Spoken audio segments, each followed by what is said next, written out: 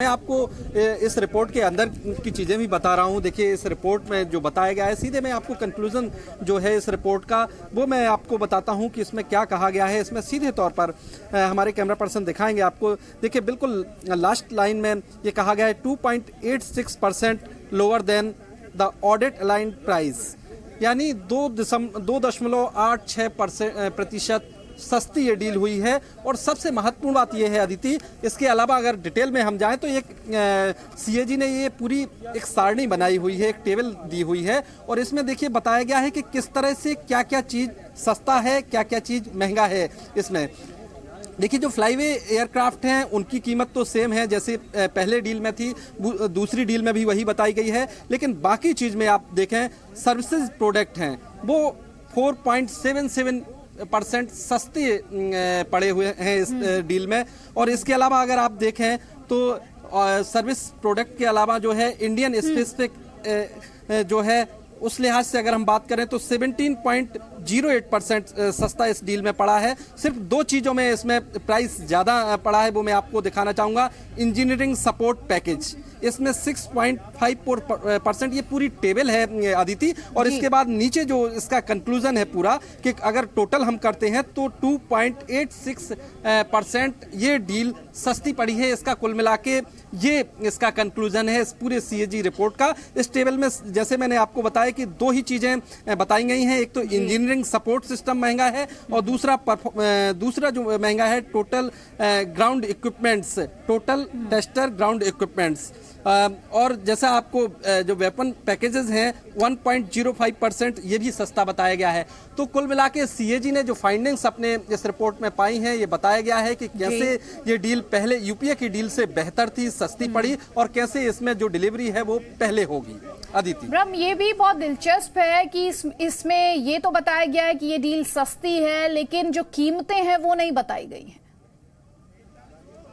देखिए अदिति, इसमें कीमतों की अगर हम बात करें तो इसमें जो सीएजी की फाइंडिंग्स है, इसमें ओवरऑल कंक्लूजन है। और इसमें यह भी बताया गया है कि मिनिस्ट्री ने जो सीएजी की तरफ से और मिनिस्ट्री की तरफ से बात हुई है उसका पूरा ब्यौरा दिया गया है कि मिनिस्ट्री की तरफ से कैसे ये पहले कहा गया था कि 9% यानी 9% सस्ती है ये दरें। लेकिन ओवरऑल पूरा जो डिटेल में जाने के बाद सीएजी ने पूरा जब एनालिसिस किया तो ये पाया है कि 9% नहीं बल्कि 2.86% ये सस्ती डील पड़ी है। हालांकि जैसा इसमें दावा है, प्रति एयरक्राफ्ट डील का इसमें अभी ब्यौरा नहीं है, लेकिन जैसा मैंने आपको बताया कि एक टेबल जरूर दी गई है, एक सारणी दी हुई है कि क्या क्या इक्विपमेंट सस्ते पड़े हैं पहले की डील से और क्या क्या महंगे पड़े हैं। तो इसमें सिर्फ दो ही चीजें हैं, इंजीनियरिंग सपोर्ट वो महंगा पड़ा है दूसरी डील में, और दूसरा परफॉर्मेंस बेस्ड लॉजिस्टिक ये महंगा पड़ा है। बाकी आप रहिए हमारे साथ, क्योंकि लगातार इस पर पॉलिटिकल रिएक्शंस मिल रहे हैं। नेशनल कॉन्फ्रेंस के अध्यक्ष फारूक अब्दुल्ला कह रहे हैं कि रफाल सौदे पर जेपीसी जांच होनी चाहिए। फारूक अब्दुल्ला ये भी आरोप लगाते हैं कि दाल में जरूर कुछ काला है जिसे सरकार की तरफ से छिपाने की कोशिश की जा रही है। मैं राफेल के बारे में ज्यादा जानता नहीं, जो अखबारों में आता वही पढ़ता हूं।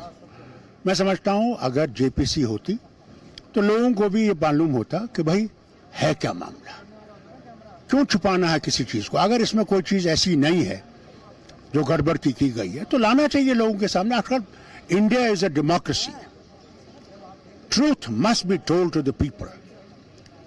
That is all I want the truth, nothing else. Sir, क्या आपको सरकार की नीयत पर या प्रधानमंत्री की नीयत पर? देखिए, नीयत मैं नहीं जानता, मगर मैं ये जानता हूं कि अगर इतना इस पे लिखा गया है और हिंदू ने 2 दिन इस पे लिखा है तो इसमें कोई ना कोई चीज जरूर है। दाल में काला जब ही होगा तभी यह शोर होगा। इसलिए इसको गवर्नमेंट को मैं अपील करता हूं कि इसको संजीदगी से लें, और नहीं तो इनका वही हाल होगा जो बोफोर्स में हुआ, और इनका भी वही हाल हो जाएगा। और ब्रह्म प्रकाश दुबे लगातार हमारे साथ बने हुए हैं। ब्रह्म, बहुत इंटरेस्टिंग है, बहुत दिलचस्प है। फारूक अब्दुल्ला कहते हैं मैं रफाल के बारे में ज्यादा जानता नहीं हूं, लेकिन मेरी जो जानकारी है वो मीडिया रिपोर्ट्स के आधार पर है। हमने देखा सुप्रीम कोर्ट से इस मामले में दूध का दूध पानी का पानी करने की कोशिश की गई, अब ये सीएजी की रिपोर्ट आ गई है। लेकिन जो रिएक्शन अभी हमने फारूक अब्दुल्ला का दिखाया और सुनाया हमारे दर्शकों को, उसे देखकर लगता नहीं कि विपक्ष रफाल के मुद्दे को जाने देगा अब भी। आदित्य, देखिए, विपक्ष खासकर कांग्रेस की बात करें तो कांग्रेस इस मुद्दे को जाने नहीं देगी। सीएजी की रिपोर्ट के बावजूद आप देखिए, इसके पहले सुप्रीम कोर्ट में एक एक कर सुनवाई हुई, सारे डॉक्यूमेंट्स आए, सब कुछ हुआ, सारी जांच हुई, लेकिन सुप्रीम कोर्ट के फैसले के बाद भी कांग्रेस ने कहा कि नहीं, सही तथ्य सरकार ने कोर्ट के भीतर नहीं दिए, और कहीं ना कहीं कांग्रेस ने फिर उस एजेंडे को उठा लिया और फिर राफेल के मुद्दे को। आज भी कांग्रेस के सांसदों ने प्रोटेस्ट किया, मामला उठाया, और लगातार इस पार्लियामेंट के सत्र में कांग्रेस इस मामले को उठा रही है।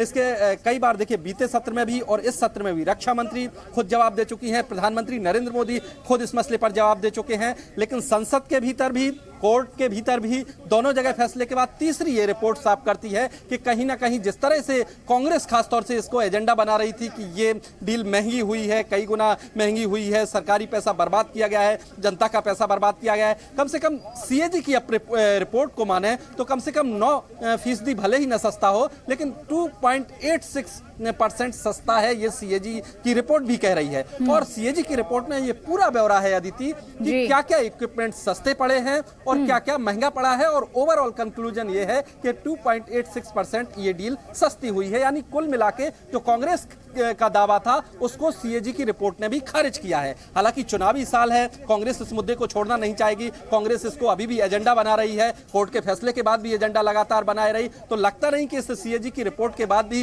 कांग्रेस इस मुद्दे को छोड़ेगी। लेकिन एक बात साफ है कि सीएजी ने सारे तथ्यों को फिर से एक बार पूरा एनालिसिस करके ये साफ किया है कि जो ये डील हुई है ये सस्ती हुई है, के दौरान से एनडीए के टाइम में जो ये डील हुई ये सस्ती हुई। अदिति, ठीक, ब्रह्म आप रहिए हमारे साथ। लगातार पॉलिटिकल रिएक्शंस की बात हम अपने दर्शकों से कर रहे हैं। बाबुल सुप्रियो क्या कहना है इस डील पर, माफ कीजिएगा, सीएजी की रिपोर्ट पर सुनिए। बांग्ला में एक बात है कि घोड़पोड़ा गुरु सिंदूरे मेघ देख ले भय पाए। उसका मतलब है कि जो जब किसी गाय का तबेला जल जाता है ना, तो वो इतना डरा हुआ रहता है, उसको कोने में थोड़ा सा भी बिजली चमकते हुए दिखता है ना, उसको डर लगता है कि उससे कहीं और जल ना जाए। तो राहुल जी को हर चीज में घोटाला दिखता है, क्योंकि वही तो करते आए हैं, और एक के बाद एक उनका खुलासा हो रहा है, फेक डॉक्यूमेंट से लेके, फेक स्टेटमेंट से लेके। अब क्या बताएं, उनको करने दीजिए। कभी कभी मेरी बार बार राहुल जी का ये सब सुनता हूँ ना, मेरी छोटी बेटी का याद आ जाती है। उनको आप कभी जब उनको रोना होता है ना, आप उनको कुछ भी दे दो, चॉकलेट दे दो, खिलौना दे दो, टीवी दिखा दो, आईपैड दे दो, उनको बस आधा घंटा रोना है, वो रोएंगे, फिर उसके बाद जब उनको चुप होना है तो वो चुप। राहुल जी का कभी कभी जो है ना, आई रियली थैंक हिम कि उनको जब जितने बार देखता हूँ, एक तो बेटी की याद आती है, दूसरा एंगर मैनेजमेंट की गुस्सा ना हो उसका प्रैक्टिस हो जाता है, और तीसरा जो है कि रिएक्ट ना करे। रिएक्ट करना जो है कि ट्विटर फेसबुक होने से एक आदत बन गई कि हम पढ़ते हैं और तुरंत रिएक्ट करते हैं। उनका बयान सुनता हूँ ना तो अपने आप पे बड़ा संयम आता है कि रिएक्ट ना करे, गुस्सा ना करे, बेटी की याद करे। तो ये सब कुछ चीजें जो है ह्यूमर से लेना, ये तो बहुत अच्छा है, because joke is a very serious thing. Charlie Chaplin साहब ने ये कहा गया है। तो सीएजी रिपोर्ट राज्यसभा में पेश कर दी गई, लगातार सियासी रिएक्शन मिल रहे हैं, पॉलिटिकल रिएक्शंस मिल रहे हैं। अब बात कर लेते हैं केंद्रीय मंत्री गिरिराज सिंह की, जो ये कह रहे हैं ना कांग्रेस को और ना ही कांग्रेस अध्यक्ष को संवैधानिक संस्थाओं पर भरोसा है। गिरिराज सिंह सवाल उठा रहे हैं कि मामूली आदमी भी सुप्रीम कोर्ट के फैसले का मतलब जानता है, लेकिन कांग्रेस को शायद सुप्रीम कोर्ट पर भी भरोसा नहीं है, संवैधानिक संस्थाओं पर भी भरोसा नहीं है। कांग्रेस पार्टी के अध्यक्ष का विश्वास संविधान और संवैधानिक पीठ से उठ गया है। अगर कोई भी सामान्य राजनीतिक दल का व्यक्ति भी, संसद सदस्य जो लोकतंत्र में भरोसा रखता है, वो कोर्ट में अपना अपील की हो, आरोप लगाया हो सरकार पे, सुप्रीम कोर्ट खारिज कर दे, फ्रांस की सरकार खारिज कर दे, फिर भी पागल की तरह रफेल सीएजी पर भरोसा नहीं, तब तो कांग्रेस पार्टी के किसी ऑडिटर से इसको ऑडिट कराने पर ही उनको भरोसा होगा। एक बार फिर से याद दिला दे, जेपीसी जांच की मांग विपक्ष द्वारा की जा रही है और कांग्रेस की स्ट्रेटेजी एकदम साफ नजर आती है। जो 80s में बोफोर्स ने किया था कांग्रेस को डेंट, रफाल को उसी तरह का हथियार बनाकर बीजेपी को डेंट करना चाहती है अब से कुछ महीनों बाद होने वाले इलेक्शंस में।